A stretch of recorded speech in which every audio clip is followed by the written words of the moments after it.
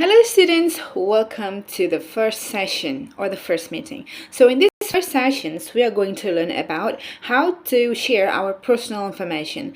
There are 4 sub-aspects that we're going to learn. The first one is about greetings. So this is about how to greet people, whether the people we know or the people we don't know. And then the second one, we are going to learn about how to give self-identifications and personal information like where we're from, the name, where we live, and everything. And then in the third sub-aspect, we're going to learn about introductions, others.